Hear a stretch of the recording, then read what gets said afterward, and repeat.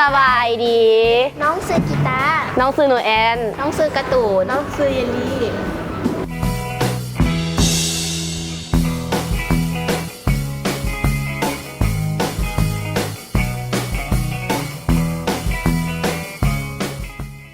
โดยประวัติโรลเลอร์เบดของเฮานั้น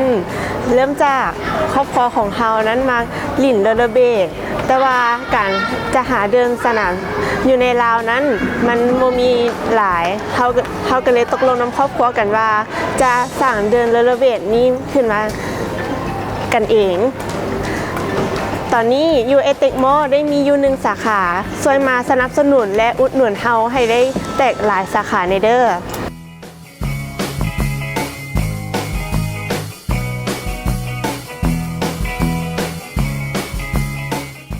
โดยการบริการของห้างโรลเลอร์เบดของเฮาก็ได้มีการจัดเกี่ยมสถานที่ไว้สำหรับเล่นโรลเลอร์เบดที่มีความสวยงามและมีความปลอดภัยไว้ให้แล้วโดยได้เก็บค่าเข้าและค่าอุปกรณ์แยกต่างหากโดยอุปกรณ์นั้นมีเกือบเล่นสเก็ตธงตีนยาวและอุปกรณ์ป้องกันหัวเข่าศอกและก็หมวกกันน็อก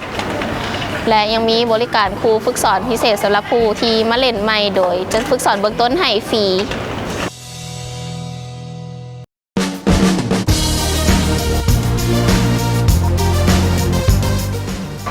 สำหรับโปรโมชั่นของเขาแมนวันจันทร์หาซุกจะลดราคาให้ 50% จะลงอุปกรณ์ทุกอย่างแมนเกิบสลักเข่าสลักซอกแล้วก็หมวกกันน็อก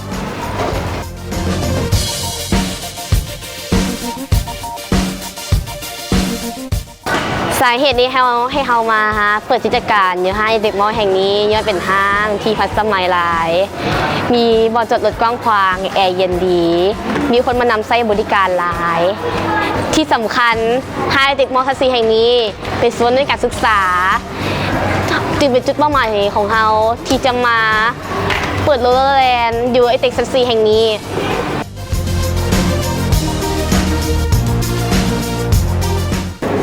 สำหรับช่องทางติดต่อทางเฮาซึ่งสถานที่ตั้งอยู่ไอเต็กมอชั้นซีและติดตามพวกเฮาได้ที่ Facebook โรลเลอร์แลนด์ไอเต็กและยังมีเบอร์โทรติดต่อ 59229900 หรือ 556396659สุดท้ายนี้เขาก็ขอเชิญชวนพ่อแม่ที่สนใจในการเล่นกีฬาโรลเลอร์เบดมาใช้บริการเล่นโรลเลอร์แลนด์ของเขาที่อยู่ชั้น4ไอเต็กมอนี้กันหลายๆเด้อบ๊ายบาย